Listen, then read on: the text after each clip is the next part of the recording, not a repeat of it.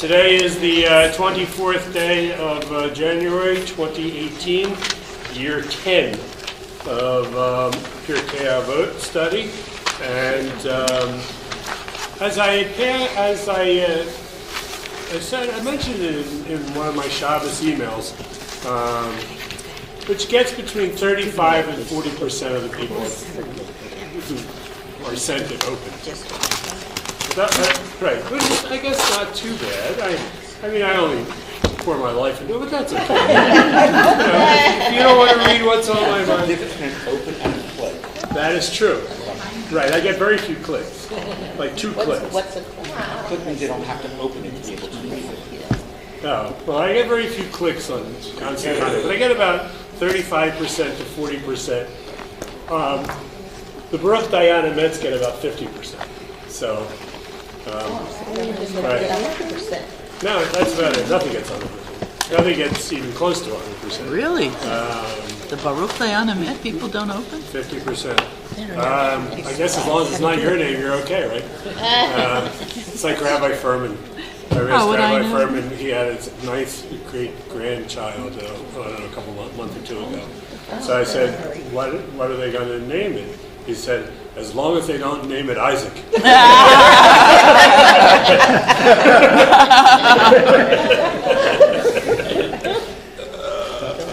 Anyhow, so I want to welcome everybody. We have officially outgrown them. After 9 years of trying, we have finally outgrown the boardroom, so I guess that's a positive sign. I handed out for you last week this wonderful, that Leora put together, at least made color as I got it off of the internet, this timeline of Jewish history and heritage, which also parallels what else is going on in the world at that time. And I want to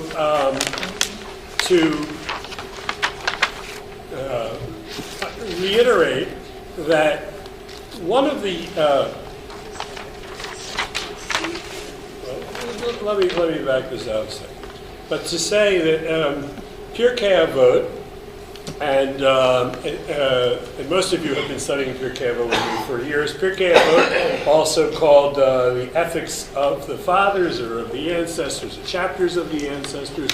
It is the most widely studied of all the sections of the Talmud, and in particular because it's so pithy, because it has no Jewish law in it, but has lots of aphorisms, teachings about life that are easily applied. And as a result of it being studied and interpreted in so many ways, there are literally hundreds, probably thousands of published interpretations of Pirkei Avot. So that when I go to prepare for a session, in my library, I probably have 15 or so different commentaries in separate volumes, and some that are compendiums of Pirkei Avot. And there are many different ways to study.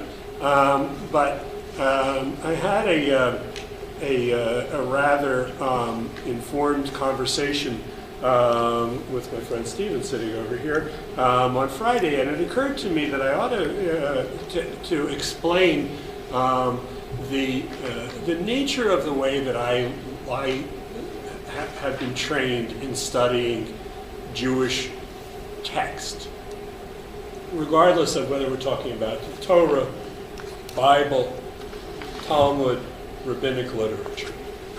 The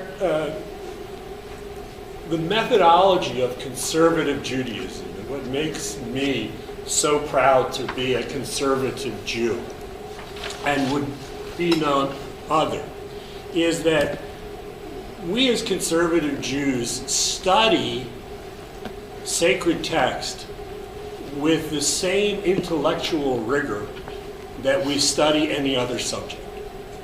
In other words, if you were studying Shakespeare, you could study Shakespeare to understand just the simple meaning of the text.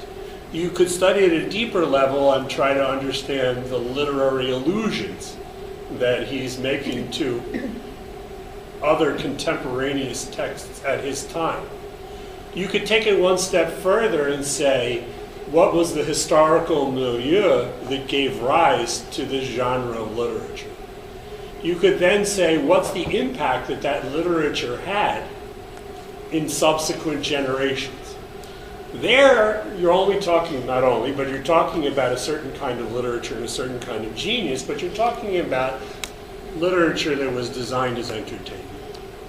But it's interesting to understand all of these other facets, because if you really want to have a deep understanding of Shakespeare, you want to know it from all of these different angles.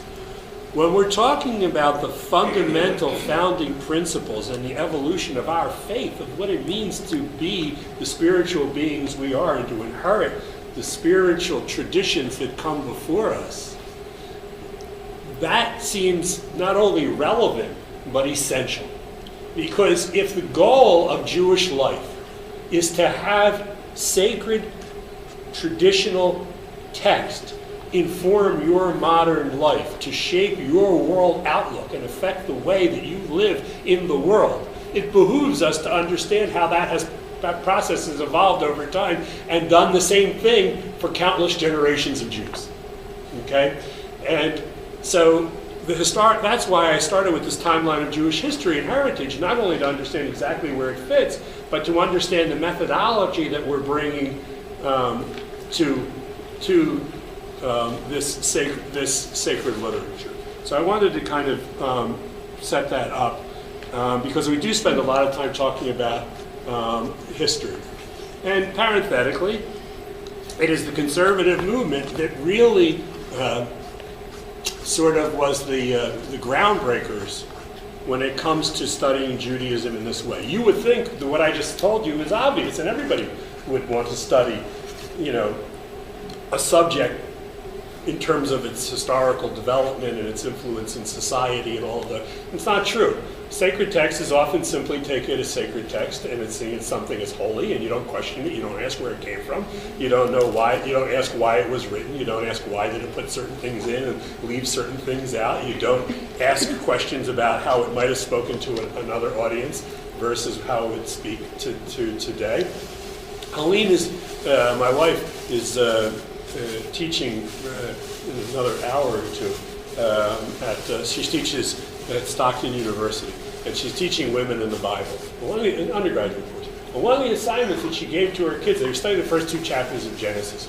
And one of the assignment that she gave to her kids, the undergrads that she showed me last night, so she has, she sent them 12 different images in art of the first 2 chapters of Genesis, which talk about the creation of humanity.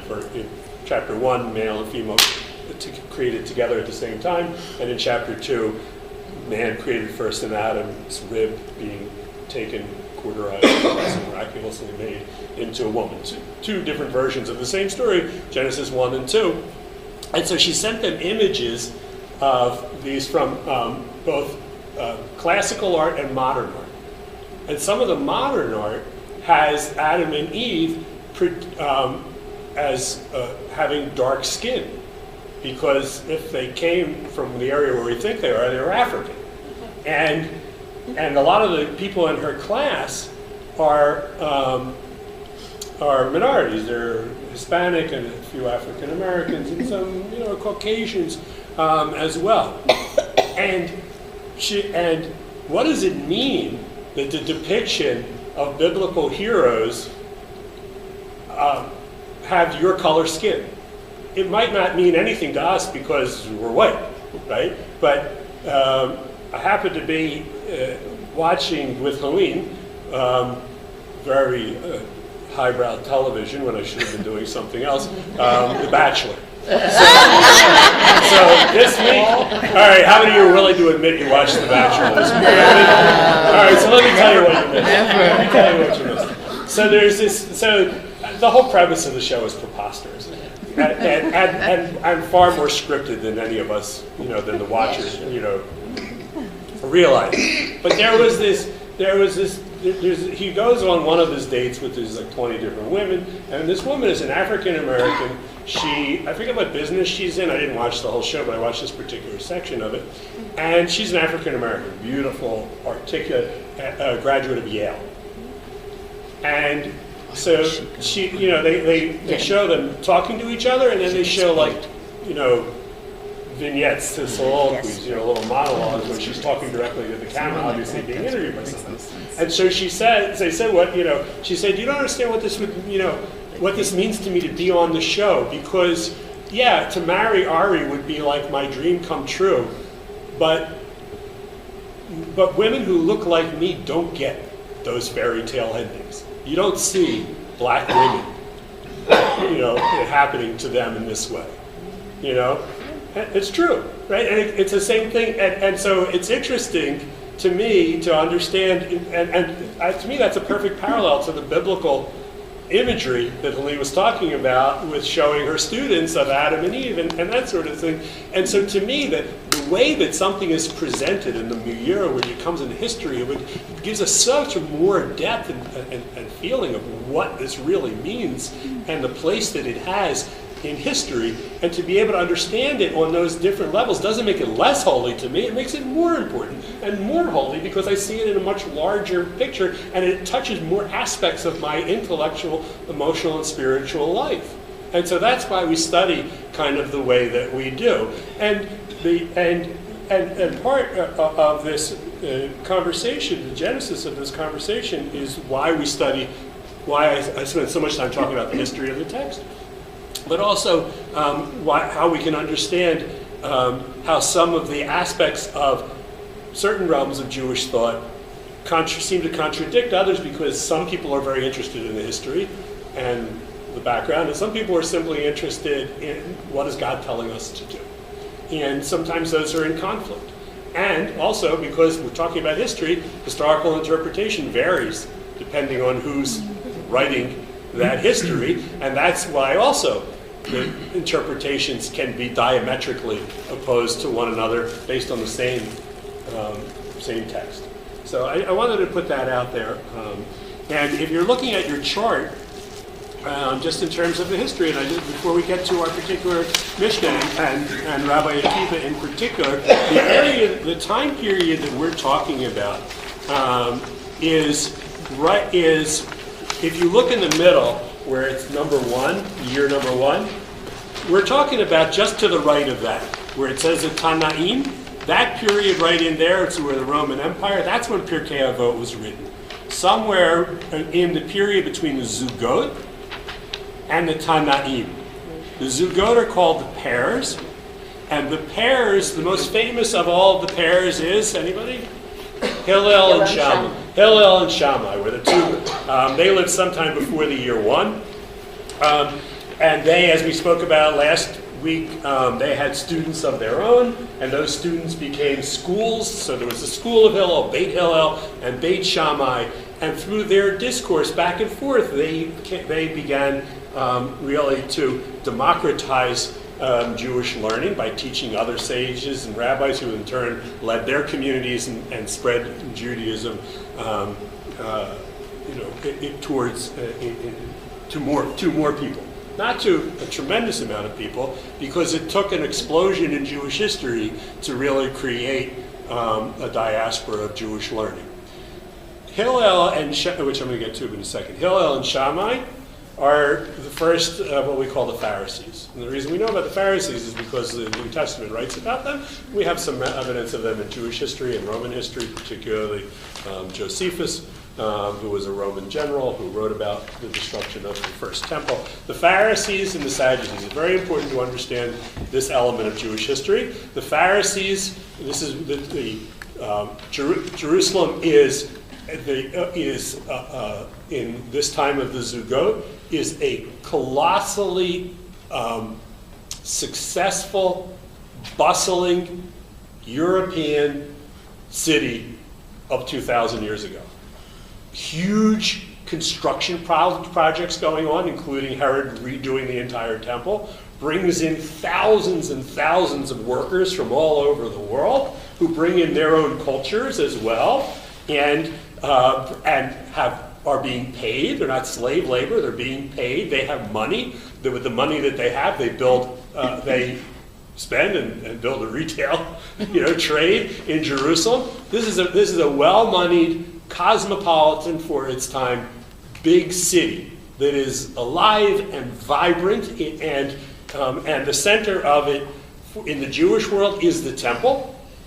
The temple is run by descendants of Aaron, the very first high priest, and they are called the Sadducees, in contradiction to the Pharisees, and they run the temple, and they basically control power at that time, until, and at the same time, with that power sort of being centralized only in Jerusalem and only in the temple, it's not great for Judaism because your expression of Jewish identity came from offering sacrifices to these guys, who then shared that food with their family, kind of got rich on it, and it became a pretty corrupt system pretty early on. So you can see the Pharisees, it wasn't just that they wanted to democratize the study of Torah. They also were kind of rebelling against what they saw as a corrupt system, where the Sadducees, and by the way, another famous Pharisee rebelled against that too, most famously for turning over the tables of the money changers in Jerusalem. That's that same historical context. That Jesus was a Pharisee is not lost, should not be lost on any of us. That whole idea, he took Torah to the masses in a different direction, but came from the exact same impetus, which was that the idea that people should have access to holiness without having to go through a conduit, namely the sacrificial system. Oddly enough, Paul turned that around and made Jesus. You had to go through him to get there, ironically. But that wasn't the way that it initially started out. But the Sadducees believed that the only Torah that there was what is actually written in the book. Chapter and verse in the book without oral interpretation. What the Pharisees said was, no, there's a whole lot of oral interpretation that tells us how to put this book into action. It's sort of the difference between the Constitution and case law. They believe the case law continued to develop over time, and that it was incumbent upon Jews to learn what's in this book, learn how to apply it, and from that make an oral tradition that will allow the tradition to be able to really take hold and address every aspect of Jewish people's lives. The temple was destroyed by the Romans in the year 70, which was a cataclysmic event that ultimately worked out to be great for the Jews if we think that the last 2,000 years of Jewish history have been productive. Now, as was pointed out to me, we still pray in some sources for the rebuilding of the temple. We don't really mean that. We don't really want the temple. I mean, we do say it. I mean, some people do, and some people honestly in their liturgy do. But you can understand why the rabbinic tradition, once the Sadducees' power base was eliminated, the Pharisees then gained tremendous impact in the world because their Jewish tradition, their teaching, wasn't based on that one little place. It was now able to go out and start synagogues and congregations and bring Jewish learning to as many people as possible. And if the goal is to take as much of God's word and sacred tradition to as many people as possible, the destruction of the temple ironically worked out to be good for the Jews. And so, what's the difference between the Sadducees and the Sadducees? Same thing. I don't know. Maybe I got something in my throat. Did I say both? No, Well, I think I'm hearing with a G, but it's the D, yeah? Yes. Okay. Sadducees. So in Hebrew that's Dukim. It's Dukim in Hebrew. Yeah, Sadducees. Yeah. Oh, Sadducees. I have a question. Yeah. So you said the goal. That's an important term. Right. So when you said that, do you mean the goal is to spread Judaism to as many Jews and the world as possible, or is the goal bigger than that? Well, that goal is the means to the end. The ultimate goal is to be able to be aligned with your Creator and serve your Creator in a way that makes the world a better place. I think if this is just written as history, we're certainly missing the whole point of the book. It's to be able to transform lives. But yeah, ultimately, I think that the goal of Jewish life is that if we've got, and maybe it's just my personality, I'm the kind of person, like, you know, if I have something that I like, I just want to share it with everybody. Yeah. So maybe I kind of project it that way. Like if I'm like, oh, you got to taste this, you know? Or I just found the most wonderful thing on the internet. Or look at this wonderful picture that everybody's got to have a copy of. So maybe that's just me about Judaism, but that's the way that I read Jewish life. That the goal of Jewish life really is to take this precious, life-transforming way of life and to bring it to as many people where they're at, to lift them up in the same way that I was privileged to experience. Yeah, I'm here to learn. You know, I'm totally open-minded, but I've heard in other contexts that the goal is for the temple to be rebuilt, Right. the Mashiach to come, Right. and for us, for this reality to be a different reality. Right, and I totally understand that line of reasoning, but it's not. It doesn't resonate with me at all. So not at all. I appreciate it as one interpretation of Jewish history, but the whole idea of our being able to bring the Messiah has historically not worked out great for the Jews. In particular, it's a great segue, by the way, to who we're going to be studying, Rabbi Akiva.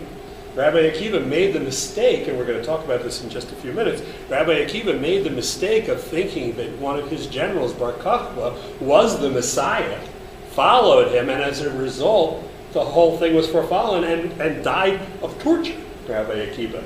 And, you know, Shabbatai Tzvi and all kinds of messianic heroes. I understand why, particularly Lubavitch, and all. It is a powerful, motivating idea. And I think, by the way, that's why, one second, that's why I think when I go and meet with people, I don't do this a lot anymore, people tend to come to us, but when I was starting to rebuild the shul 20 years ago, I used to go into people's homes and I would say, you know, bring a group of friends together and let me talk to them about synagogue.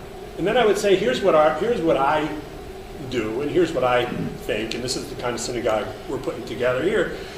If this resonates with you, come to us. But if it doesn't, find another synagogue whose message does resonate with you. Because you should be, Jews need community and they need synagogue. They might not like the tune that's coming out of Krupnik's horn.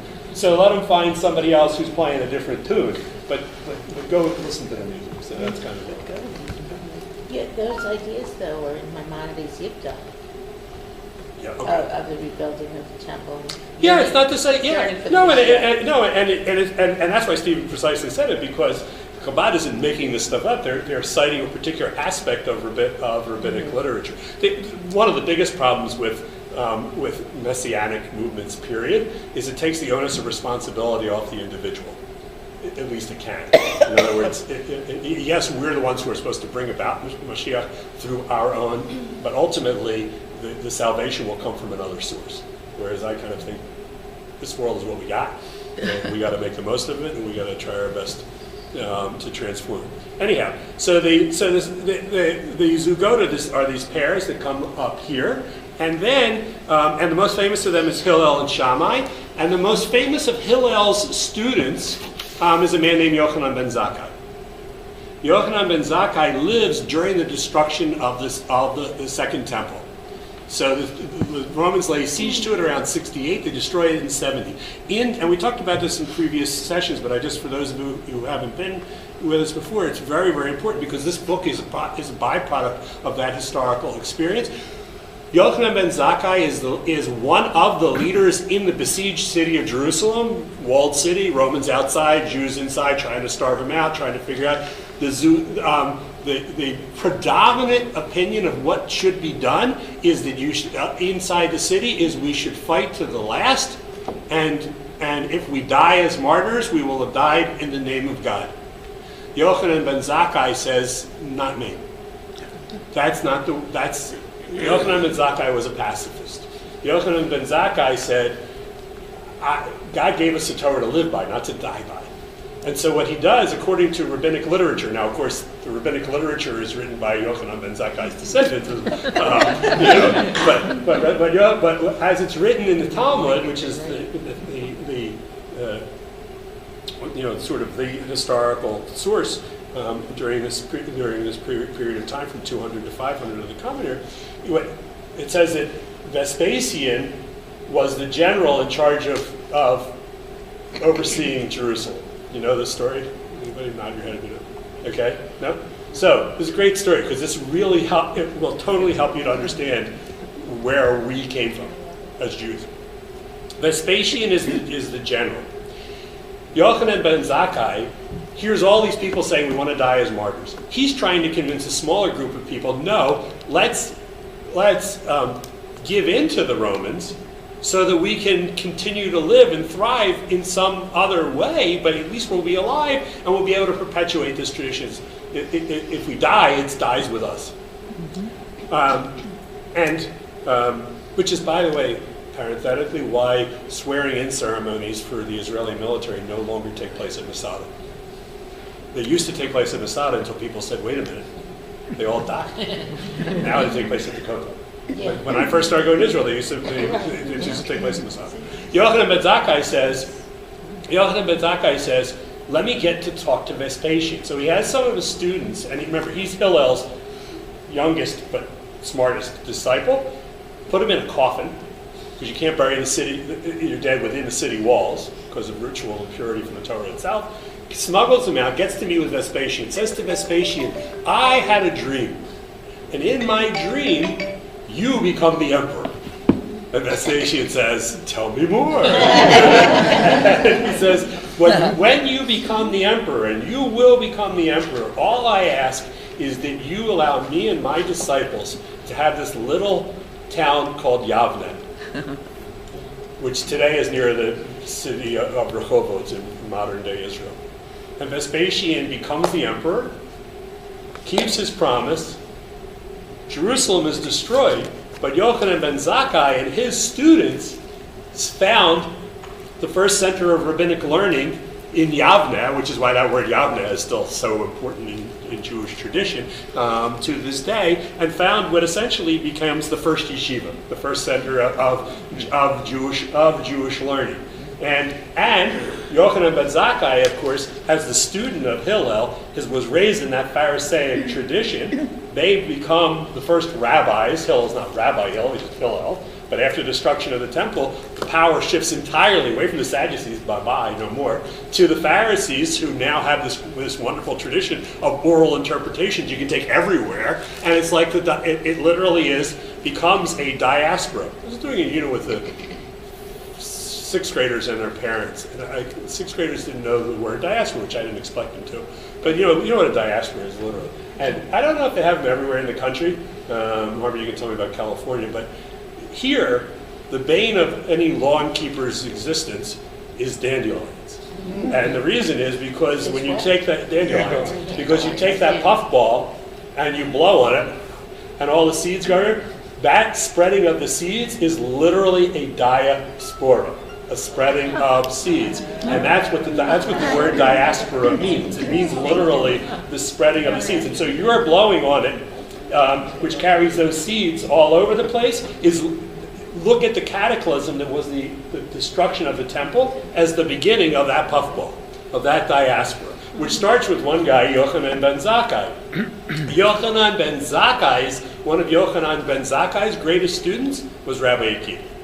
So that's sort of the historical chain that takes it. So we are all of us descended from the Pharisees, because you might have been from the with two exceptions: if you're a Kohen or a Levi.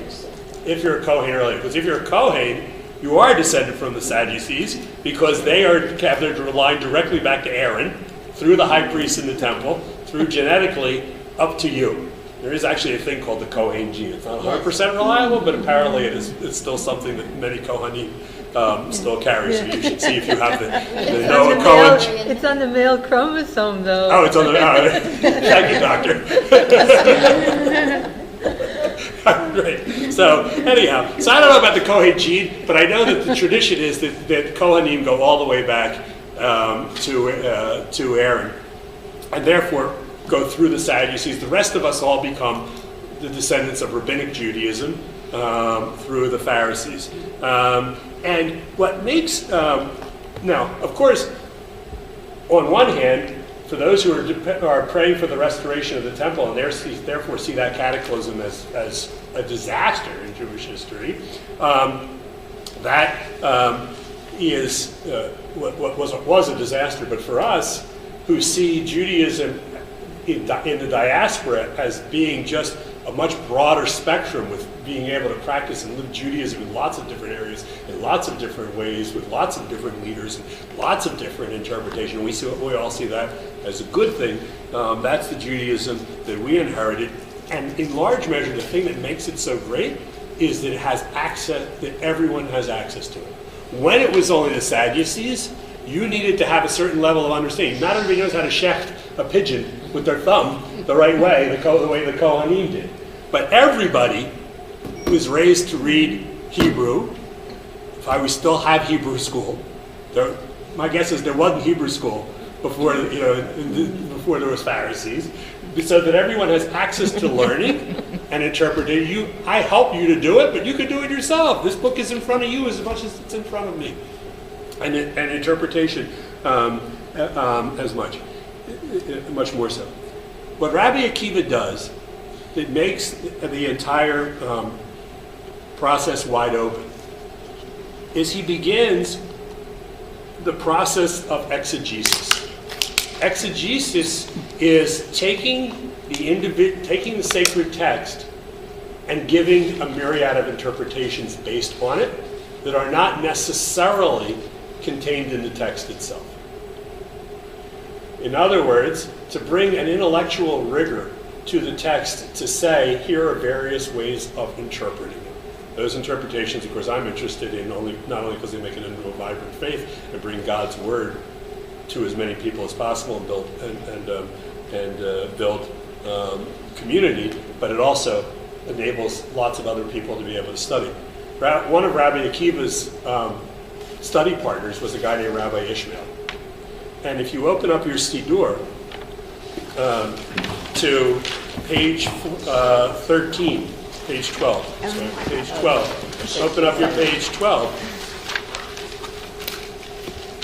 Rabbi Ishmael, and again, we're talking about right during that period of the Tanaim. If you're looking on he's a Tana, Rabbi Ishmael.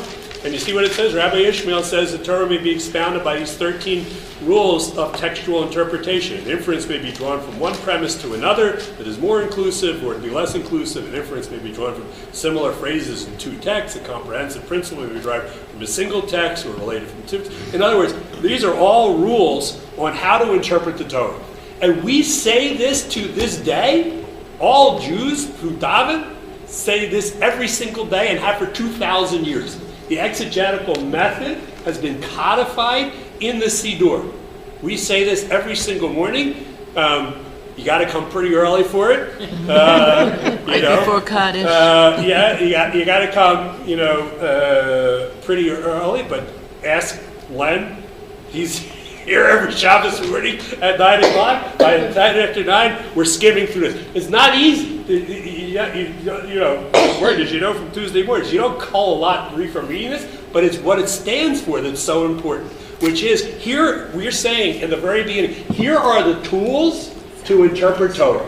This is, you use these methodologies and you too can interpret Torah. This is the way we got a tradition to be Rabbinic Judaism today, from the school of Rabbi Ishmael. And the difference between, by the way, parenthetically, between Rabbi Akiva and Rabbi Ishmael is that Rabbi Ishmael is much more logic-based, and Rabbi Akiva's was like every little crown on the Torah has meaning, the shape of the letters and all of that. And Rabbi Akiva says it's very nice, but there's nothing logical and scientific about it. We went with the scientific, more structural approach. But that methodology is here to this day. Now, questions? Comments? Because now we're going to open up the text, and we had just begun on page 45, Mishnah number 14 in the 3rd chapter.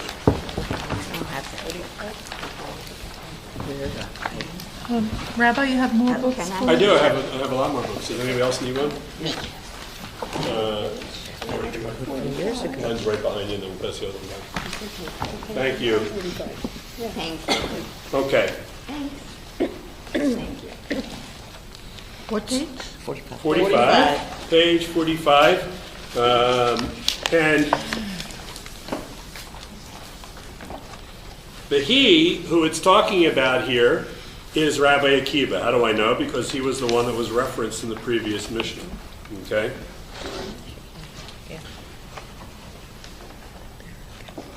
Rabbi Akiva, who died in the year 135 as a result of backing Bar Kokhba as the Messiah, he used to say, human beings are loved because they were made in God's image. That they were created in God's image was made known by a special love, for it is said, for God made human beings in the divine image.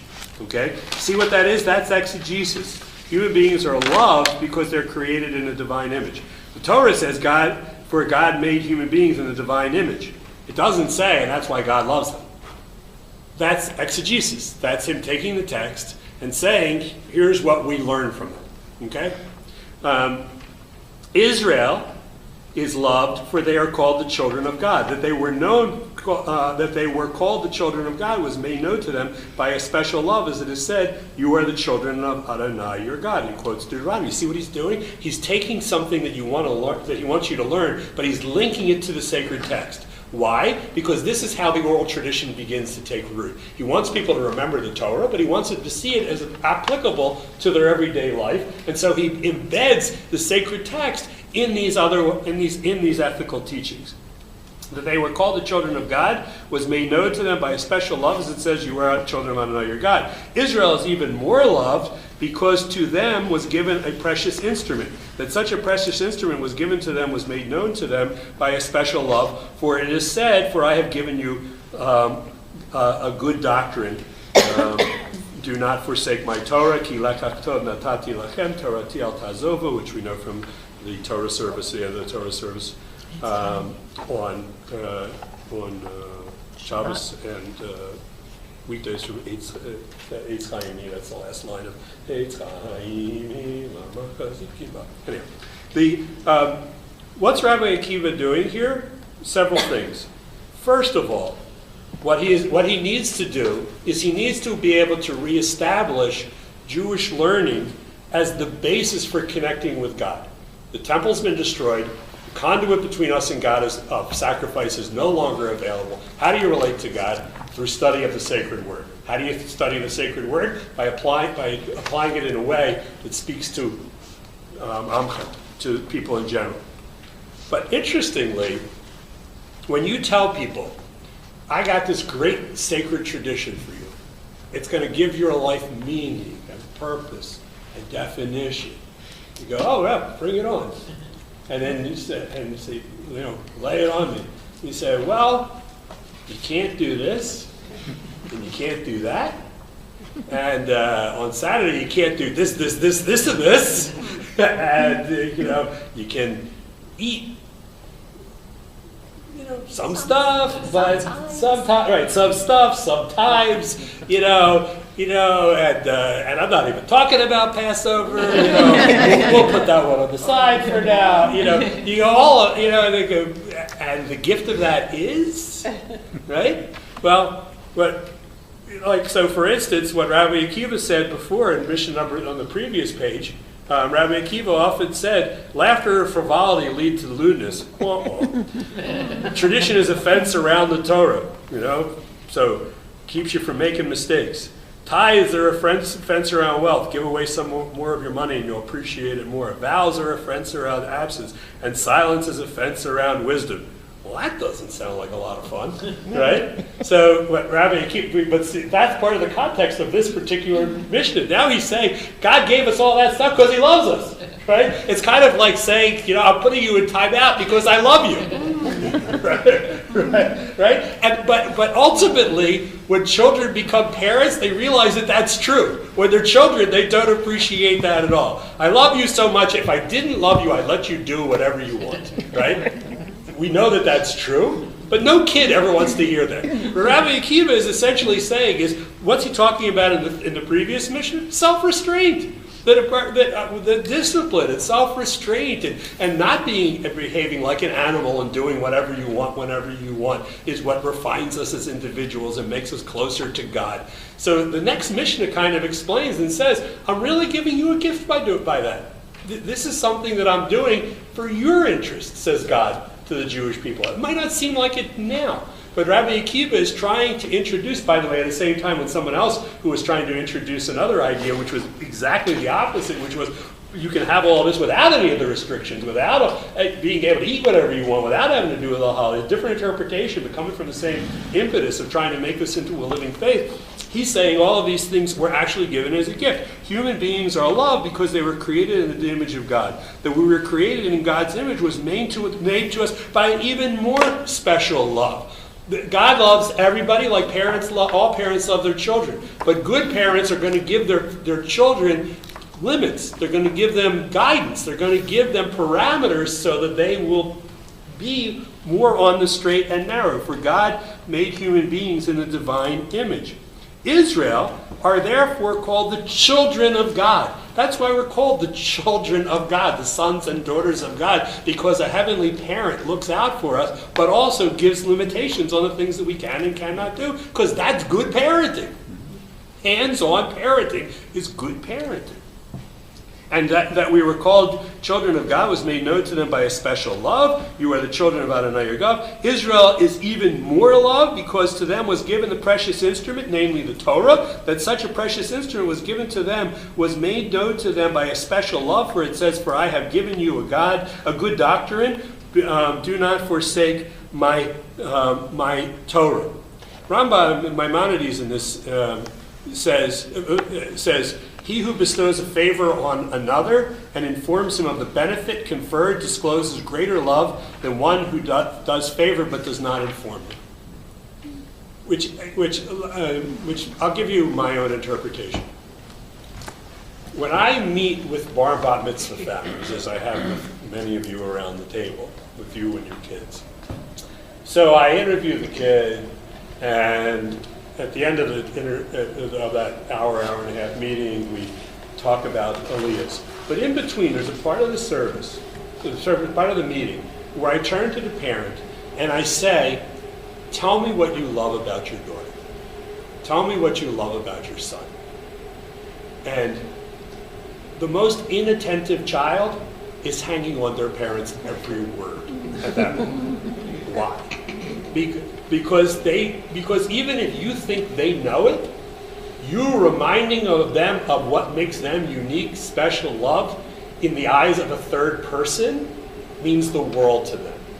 Because until you articulate the beauty of the relationship that only you share, even if it's understood, it's only understood. Once you take it to that next level and you're able to articulate it and say, and by the way, I warned parents ahead of time. I just did this past Sunday for the whole group of parents. I'm telling them, I'm going to ask you this question. So practice now. Think about it, because I don't want to turn to you and say, what do you love about your son? And you say, never really thought about it. Or at best, he never gives us a lick of trouble. He's kind of the kind of kid you just can leave him on his own and everything will be fine. Versus the things that make you unique in my eyes because I've spent my life watching you grow, and you're this unique, precious individual who has these idiosyncrasies and these talents and this way of looking at the world that I just think is so cool. Mm-hmm. Well, the kid who hears that feels better about themselves than the person who doesn't. And that's what Rabbi Akiva is saying here. That God he's articulating this to a generation who a generation before had seen the temple destroyed, and saying God has this special relationship with you.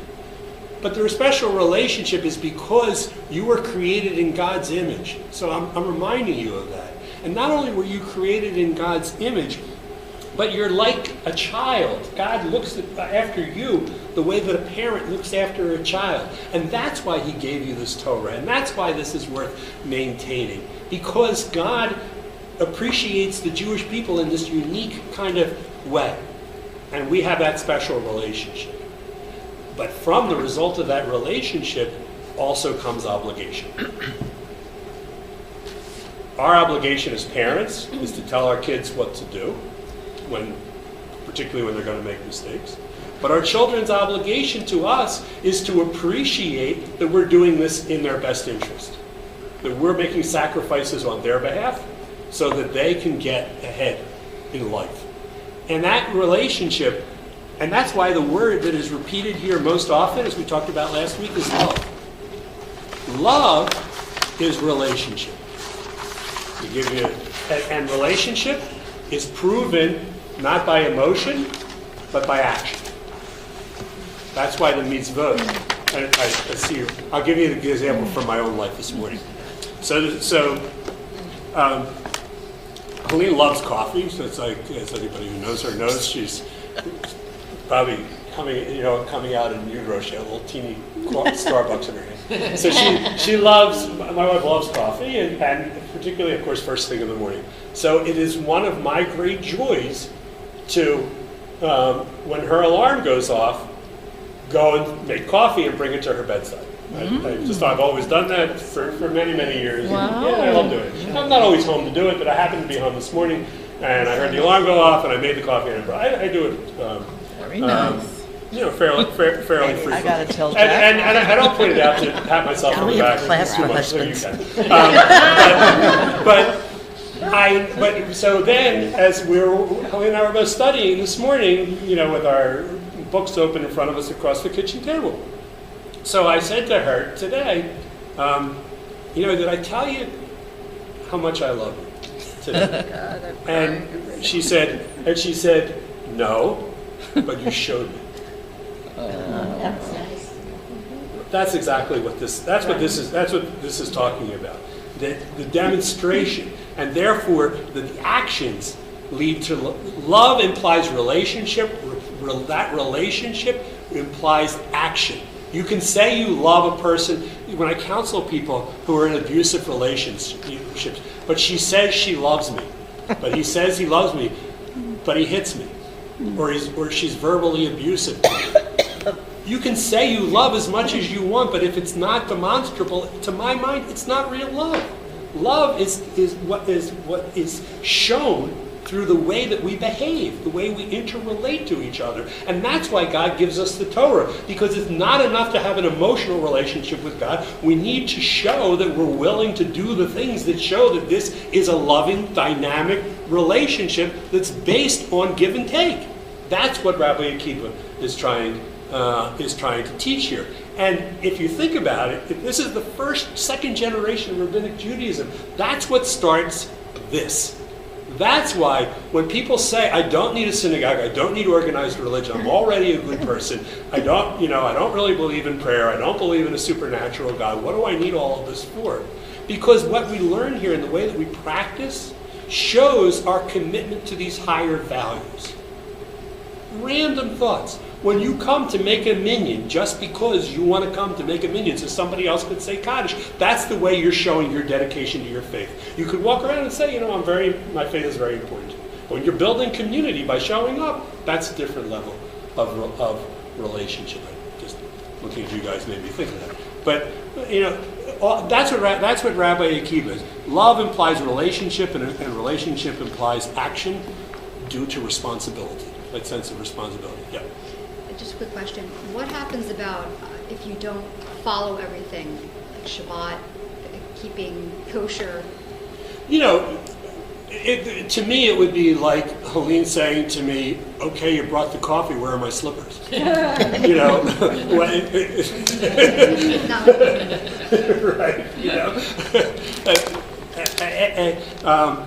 one of my most formative teachers always reminded me as a kid, a little bit of something is better than a whole lot of nothing. Yeah. And so any, to my mind, there is no measure of, I don't use the word good Jew. Those two words, it's a non sequitur. Jews are Jews, and sometimes they do good things, and sometimes they do bad things. And there's no barometer of what makes a quote-unquote good Jew based on religious observance. I wish there was. I honestly wish there was. I wish that there was a one-to-one correspondence between how frum you are and what a mensch you are. But everybody around this table knows that's not true, right? Right. I wish that it was true, but it's not true. But what is true is that the teachings that we learn from our sacred tradition help us to think about our lives in a more meaningful and deep way than we would have come up on our own. A child can raise themselves in habits and turn out to be wonderful people. But the odds are they're going to be better if somebody takes an active interest in their development. And that's the same thing that we believe about Torah and Jewish life. You could probably figure some of this stuff out. You could maybe figure a lot of this stuff out. But it's better to have an instructor. It's better to have guides. It's better to have some parameters. It's better to have goals, to have ideals, to have values. And in that sense, by the way, Stephen, I think that messianic idea is right. That if every time we step back from doing the right thing, we're causing civilization not to move forward, whether or not, that's a bad thing. So I would buy in to that aspect of it. We're going to take a little bit, we're going to just, at the next session, we'll just look a little bit at the sources that he brings here, because they also say something about Rabbi Akiva's worldview. But the hour is up, and I hope everybody enjoyed studying, and we'll meet again next week. Now, if you want to turn us off, the red button in the middle.